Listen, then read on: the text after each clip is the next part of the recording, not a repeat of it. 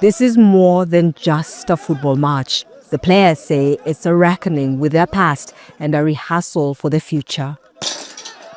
They were once rebels fighting for an armed group called the Democratic Forces for the Liberation of Rwanda, or FDLR. The group, now based in neighboring DRC, was formed by militia and soldiers who were said to have taken part in Rwanda's darkest chapter, the 1994 genocide. Ramazan Nahiweba says he was recruited by FDLR fighters after his family fled to Masisi across the border. He was only 12. At 31, he's now returned home and is at this demobilization center run by Rwanda. I realized the armed wing wasn't good. They raped, they killed. The commander's children were going to school, but we weren't. We also spoke to this 17-year-old girl who says she was raped and kept hostage by a rebel commander.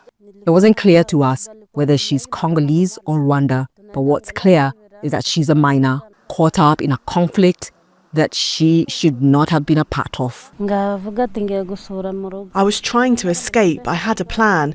I was going to tell him I'm going to visit my family and then never come back.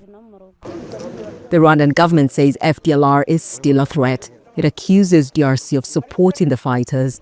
The Congolese government, in turn, accuses Rwanda of funding M23 rebels who have occupied much of northeast Congo. More than 12,000 Rwandans who had joined FDLR have passed through this camp. The ex-fighters stay here for about 5 months before they're allowed to go back to their villages.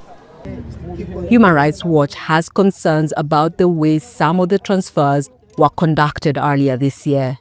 We cannot say that the transfers and deportations of civilians that took place in May were voluntary.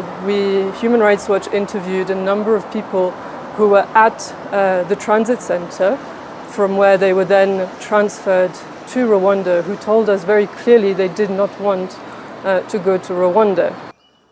The Rwandan government says the repatriations have been transparent and safe. So if you say they have been coerced, we say no. Instead, we would say the whole world should help to dismantle the FDLR and release those human shields that they are holding. The women, the civilians, the young combatants among them, they should come home and live a meaningful life. On the field, these players say every pass, every run is part of a longer game. Forgiveness and reintegration. Catherine Soy, Al Jazeera, Musanze, Northern Rwanda. Don't miss out. Get the full picture. Subscribe to Al Jazeera for reliable news, expert insight. Like, share, stay ahead.